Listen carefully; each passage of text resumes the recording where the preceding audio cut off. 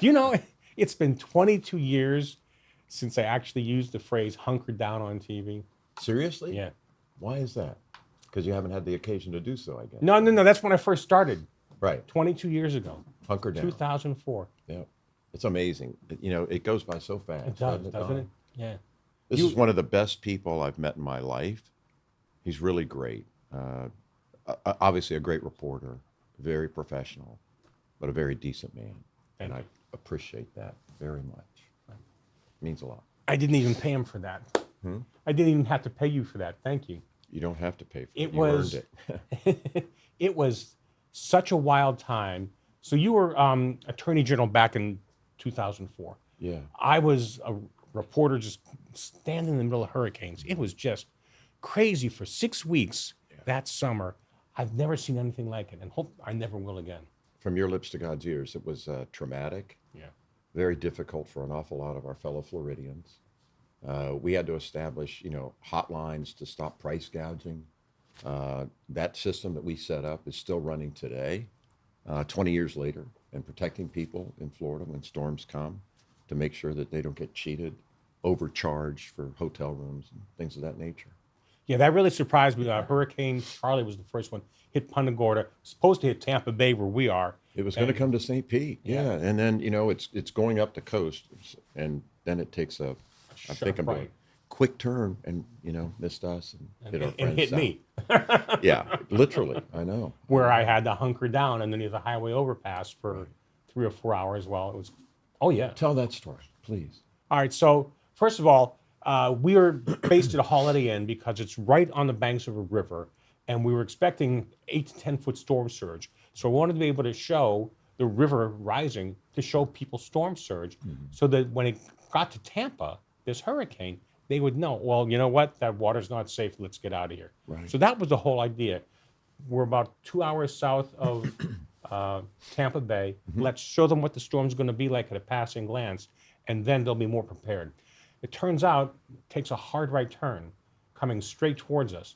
Now, this is a Holiday Inn that is filled with people who had evacuated from the Barrier Islands.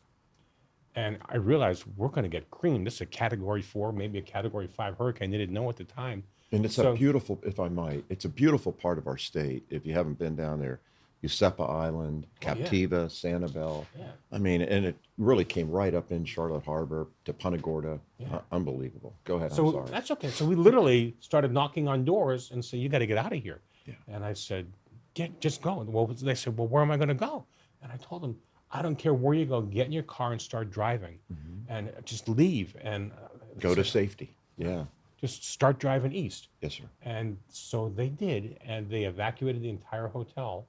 About 3 hours before the sheriff's office came by and started knocking on the doors and telling everybody to evacuate. Wow. So we got them out 3 hours before the police and sheriff's office came to evacuate everybody. Unbelievable. This hotel owner gave us the keys as he walked out and said, "You're in charge, because I'm getting out here too." Right. So the storm comes through, rips the hotel apart. The roof's flying out, windows are breaking, just a real mess. a real storm. Yeah. And the owner came back about 4 hours later after the storm was gone, and he says, "I think you saved a lot of lives today." And he went into the restaurant's bar and emptied out the cooler of beer and gave my crew beer for the whole night. They probably needed a beer or two that night. We actually didn't get to have a beer until after 11 because we were literally on from 8 in the morning until 11 o'clock, 11:30 that night. Continuously. Yeah, nonstop. That's unbelievable. Yeah. Wow. But that's what you do when the storm hits. Well, you have to. I mean, whether you're reporting about it or you're trying to protect people from it, and make sure they recover as quickly as possible after a storm. They say, prepare for the worst, hope for the best, but you got to prepare for the worst and be ready, be smart, and protect your fellow Floridians, especially if you're the Attorney General at the time or governor. Yeah. Do you have a hurricane kit? A hurricane kit? Sure. I do too. There are two big storage bins filled with everything I'm going to need. I update it every year. Always make sure I have fresh batteries. And if you don't have a hurricane kit in the middle of the summer and you live in Florida, you're making a big mistake because you just never can tell. Well, we're in hurricane season now, obviously. So it's a good reminder to the audience to be prepared and be ready. That's my first advice to everybody. Develop a hurricane kit. The second is to develop a plan of where you're going to evacuate to if you have to evacuate. Yes, sir. And the third is if you own a home, get flood insurance. Even if you're not in the flood zone, it's not that expensive. But I know so many people who are just, pardon my language, screwed because Yeah. they didn't have flood insurance. Well, I can tell you something. So we were living in Shore Acres Oh, when both those hurricanes Yeah. of 24 hit. And it didn't quite get into the house, about that short of getting into the house itself, but it did flood the garage, ruined the washer and dryer, and all the stuff that was in the garage, flooded my car, totaled it, Yeah. had no flood insurance on a car, nobody does. And Yeah. you just don't expect that kind of thing. yeah. But that's what we went through. And Shore Acres was pretty much ground zero for both of those storms. And man, it was something else. And I remember, people trying to collect all their debris and put it in the front yard so it could be hauled away. And they just sat there forever, it seemed like. Yeah. And, these piles that were just horrible. Well, it's overwhelming. So you have the debris from the first storm, and then the second storm comes just weeks later, Double and there's whammy. still debris there. So you're worried about that Yeah. being blown around or floating down the street. That was a difficult storm. Helene, I think, was the first one. Milton was the second one. Right. Milton was like 18 inches of rain in a 24-hour period. That's unheard of. Yeah. Catastrophic. And because the stormwater retention ponds were still filled from the first storm, Right, there was right. nowhere for the water to run off, Yeah. which is why there was so much flooding. Yes, sir. And funny story, not funny, but a factual story. About 3 weeks ago, I was driving on 22nd Avenue North in St. Pete. Yeah. We had a downpour for like 7 minutes, and the street was flooded. Yeah. So, we have an infrastructure problem, clearly. And why that hasn't been addressed sooner is beyond my comprehension. But I am running for mayor, and I would love to have the opportunity to get the infrastructure right for the people of St. Petersburg. And I'm excited about it. They deserve that kind of leadership. They do. And we've got the experience, both you and I, frankly, while I was attorney general and then governor. But when I was governor, I made a commitment during that race, and this was 2006, that I would have my first trade mission be to Israel. So in May of 07, after the session was over, I made this trip to Jerusalem and Amman, Jordan thereafter. But while we were in Jerusalem, I was there with Robert Wexler, a former member of Congress, wonderful guy. We'd served in the state Senate together years before that. And he told me one evening, the next day, I think we were going to leave Jerusalem the following afternoon. And he said, tomorrow morning, I want you and me, meaning him, to do something. It's a tradition here in Jerusalem. I said, there's a lot of tradition here in Jerusalem. He said, but this one's really important too. We'll go down to the Western Wall. And what you should do tonight when you go to your hotel room is write out a little prayer to God. And we'll fold it up. I'll do one too. And you place it literally in the wall between the stones. And it's supposed to be like the holiest of the holies. And God hears your prayer very well. Of course, he hears everything wherever he is, obviously. He's everywhere. But we did that. We went down, we wore yarmulkes. I folded mine up, but I remember writing it down the night before in my hotel room. Oh, dear God, please protect Florida from storms and other difficulties. Charley. Simple. Put it in there. This was May of 07. June, July, August, September, no storm. The next year, I couldn't go back to Jerusalem again. I'd already been there, the year before for a trade mission. But a friend of mine, Patrick Murphy, who was a member of Congress from South Florida, was going. He's a good friend. So I got the prayer, got it to him. He put it in the wall in May of 08. June, July, August, September, no storm. Did it again the next year with another friend, and the next year with another friend. And while I was your governor, for those 4 years, no hurricanes hit Florida in a 4-year period. And that was after what we went through. Poor Governor Bush, who did a great job handling all those storms. But things kind of subsided for a little while. Yeah. Thank God. Literally, thank God. So one of the things I remember about the 4 storms that hit, again, 4 storms in 6 weeks, Yeah. is the price gouging. Oh, That just, I could not believe It's mind blowing. there were some people handing out free ice and free water, and then you go a block away and they're selling it ice for $10 a bag, or selling bottles of water. I just was heartbroken to Appalled. see that happen. Oh, it's And- so disappointing. Go ahead. I'm And I sorry. give you credit for taking the lead and making sure that didn't happen again. Well, you're kind to do that, but I got to tell you, it's the people who worked in the Attorney General's office deserve the credit. They were tremendous. I mean, working 12, 14-hour days. We got over 8,000 calls around those storms, and people that were calling in and saying, it's I've got a room at a hotel. I thought the price was X. When I got here, it was Y and jacked up. And so we started suing those hotels, and they had to pay a fine of $70,000. It was just remarkable that people would be, as you say, so disappointing in a time of need and take advantage of folks who were suffering just to try and make a buck. It's sickening. What do they say? Money's the root of all evil. It sure was in that circumstance. And I will say this, in many of the cases, Yep. it wasn't Floridians who were price gouging. Right. It was people coming in from out of state. Like trying to make a vultures fast from the buck. north Yes. coming in. The roofers, the builders, the people with chainsaws and generators just trying to make tons of money. And it just, Sickening. yeah. Let me it really read you was. some stats. Okay. This is incredible. In the Attorney General's office, 2003 to 2007, 8,891 calls to our hotline that I established. As I said, it's still in existence today, some 20 years later, and fending off this kind of price gouging from occurring. Because it works. It does work. It does work. And it's important. It's amazing how, just one example.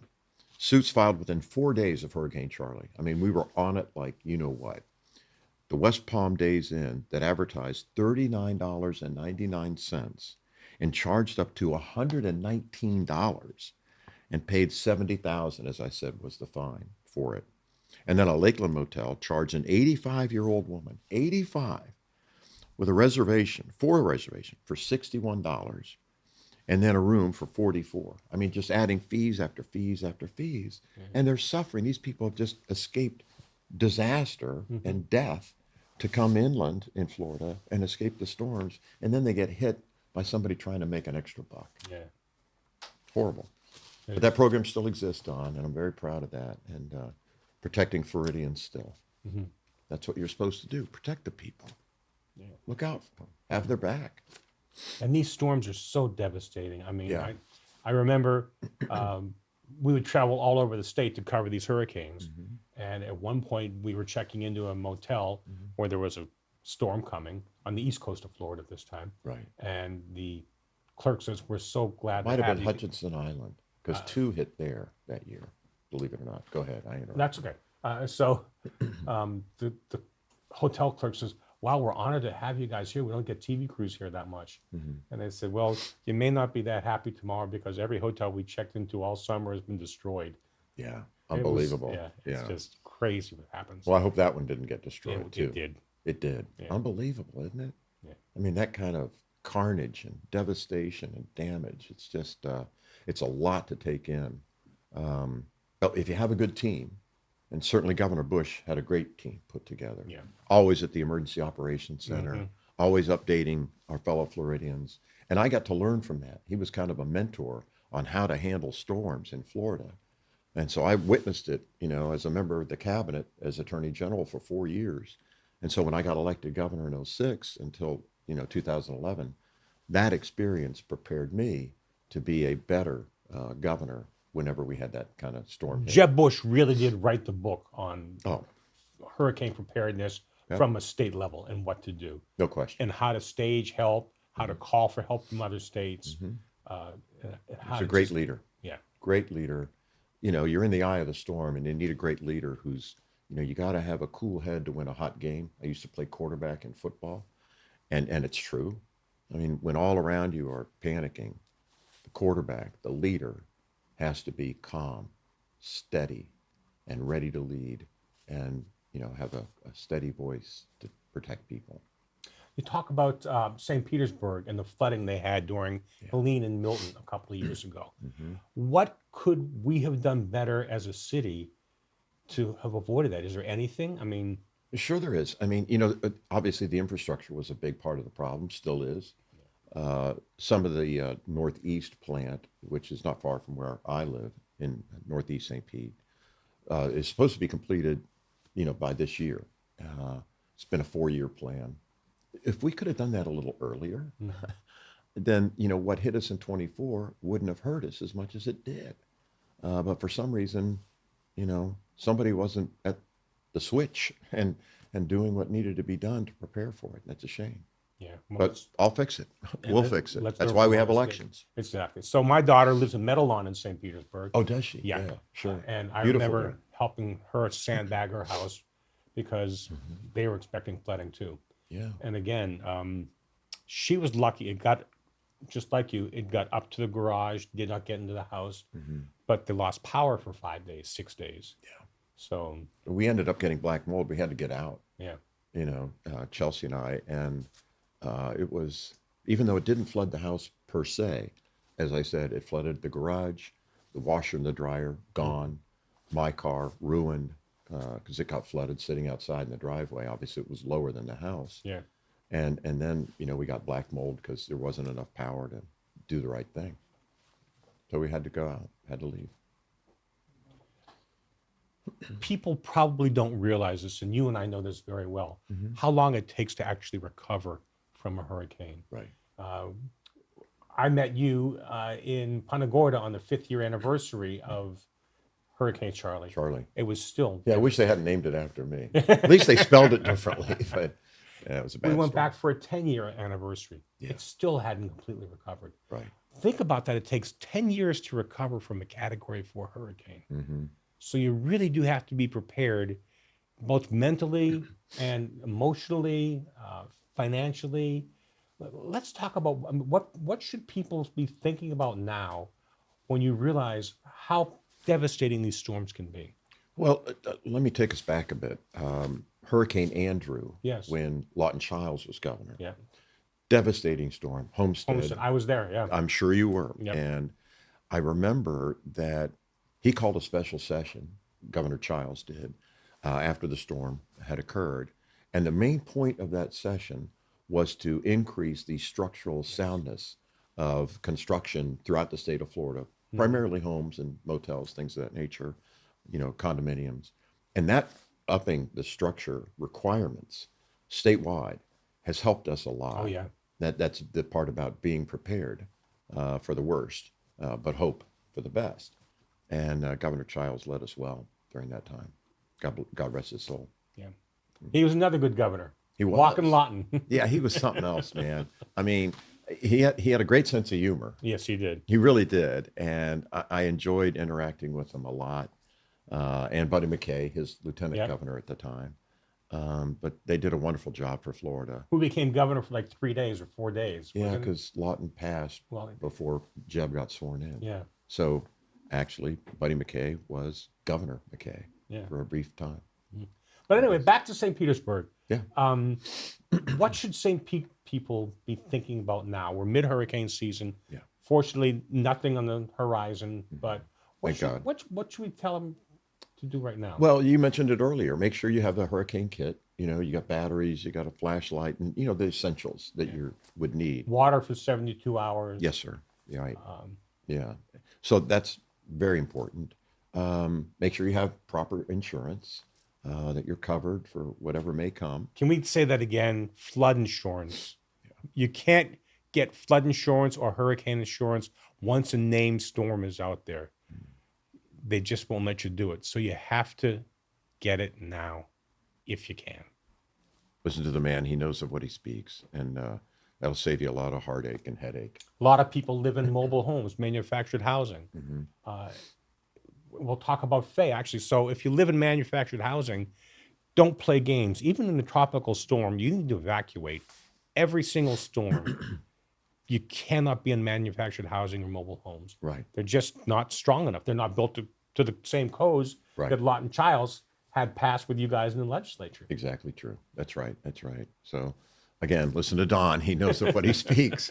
And we've both had a lot of experience with this kind of thing. And as it relates to St. Petersburg, I mean, I'm running for mayor. We have a primary coming up soon in August 18th, actually. If you haven't early voted or voted by mail, that's the election day itself. I would encourage everybody to get out and vote. It's important. And, just make sure we're ready for these things. Be prepared. Our structure has gotten better as a result of Andrew going back to Governor Childs.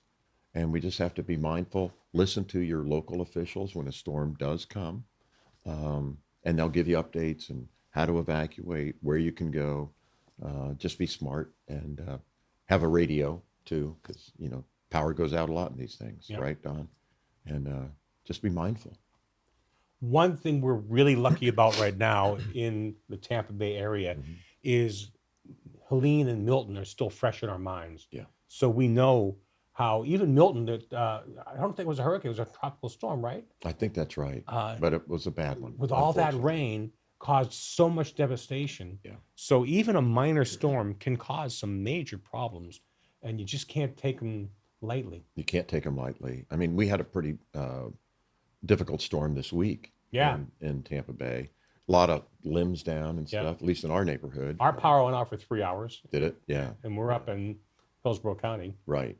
Well, ours kind of went on and off pretty quickly, thank God. But yeah, I mean, you got to pay attention to all of them. I mean, just because it doesn't have a hurricane name doesn't mean it can't be a devastating storm.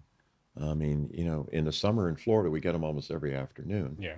I mean, they're pretty to watch come in, but you got to be on watch too, and mindful and prudent and safe for your family. You talk about safe. I'm just going to throw this out there, guys. When I'm on TV, I stand in the middle of a storm to report on how bad it is, so you don't have to go out there and see it for yourselves. Guys, hurricanes are fun for probably the first 3 or 4 minutes. Ooh, wind in the face. Ooh, spray. This is great. And then it gets really, really scary, and you really don't want to be out because flash flooding occurs in a flash. That's why they call it flash flooding. Yes, sir. So if you're on the beach or if you're in a place where you think you're safe and you want to just see the hurricane come on shore, Right. guess what? In just a flash, you could be in real serious trouble. Mindful to his words. Very important. Great advice. We had 12 people die Yeah. in St. Petersburg, I think, alone from the 2024 storms, and they had plenty of warning. Yeah. There was a lot of warning, but Not everybody heeds it. yeah, You should. When local officials tell you need to evacuate, you need to evacuate. It's not a joke. It's important. And maybe some of those 12 souls would still be with us. yeah. It's It's, sad. it's when I told you my daughter lived in St. Petersburg. When they evacuated from the storm, she came to our house. She had a couple friends come to our house Right. because they didn't have any place else to go, and we just made room. That's Well, you were very kind and full of grace to take care of your fellow man. Well, actually, what I'm getting at is if you are in a hurricane zone, if you're told to evacuate, plan now. Make some friends or get in touch with people who are a little further inland who can. Hey, if worst comes to worst, can we stay with you? Just have a plan now. And I think a lot of the problem we have in Tampa Bay is people don't plan well enough ahead of time. They may say, well, I have my dog, I have my cat, I don't want to go to a shelter because they don't take animals. They don't know where to go. Yeah, we have a dog and a cat. So Spirit and Spark. make a plan now. Yeah, right. It's thinking ahead is what you need to do. That's what being prepared is all about, and we all need to do that to be responsible, So and to be safe. So hurricane kits, I tell you, some of the things I have in my hurricane kit. I always have a blue tarp because you never can tell when you're going to need it. I have a crowbar. I have a 3 days supply of food, water, more batteries than you could possibly imagine, more flashlights than you could possibly imagine, some comfort food, a couple of things that I remember, toilet paper. Yeah, Because if you have to bug out, if you have to leave your house and you're carrying a kit, you never can tell some of the things you're going to need. that's So true. I always pack toilet paper in mine. Good to have it. Crazy things you think Essential. about. Something you need. Yep. The other thing I always tell people, Yeah. What? if you're going to stay at home and ride out the storm, a wind event, when you go to bed at night, sleep with your shoes on. Because if worse comes to worse and the window breaks, the roof is torn off, you don't want to be fumbling around in the dark because the electricity is going to be out in bare feet. Right. And so, as silly as it is, simple things like when the storm's coming on shore, I tell people wear shoes. And it's probably something people ordinarily would not even think about. Yeah. So kudos to you to give people that heads up and that good piece of advice. I learn from experience. Yeah, well, experience matters. Experience and time doing something Yeah. hopefully leads to wisdom. And that's what we need in our elected officials. Wisdom, kindness, and grace, and preparedness. Tropical Storm Faye. You were governor during Tropical Storm Faye, right? That was a weird one because it made landfall 4 times. I think Naples, then went across to Melbourne, New Smyrna Beach, ended up in Gainesville or Panama City. It's just one of those weird tropical storms where the eye just kept going all over the state. It couldn't get enough of Florida. Yeah. It just kept biting us and biting us. And that was very frustrating. Very frustrating. And that makes it hard to plan from a civil defense standpoint. No question about it. Yeah. You don't expect that one hurricane's going to hit you 4 times. Yeah. Or tropical storm either. And it happened. It happened. But we were prepared, thank God. You know, I had that experience under Governor Bush and witnessed him as a hurricane mentor, if you will, really. I mean, he was great at it. You were there too. Yeah. And, you know, I was just very fortunate to have that leadership to learn from while I was Attorney General and before I became governor. We were ready. And we want to be ready for the next ones to come. You know, it's not a question of if, but when. We don't know if we're going to hit this year or next year. But boy, I would tell everybody right now, get your hurricane kit together. If you can get flood insurance now, get flood insurance now. If you live in a mobile home, find a place that you're going to go when the storm hits. Just make a plan now. Don't wait until Dennis Phillips or whoever goes on TV and says, hey, you got to start evacuating. You do it now. Great advice. Probably a good way to end. God bless you all. Listen to Don. Good man. Stay safe. Thank you, sir. Good to My see you, brother. pleasure. Good to see you.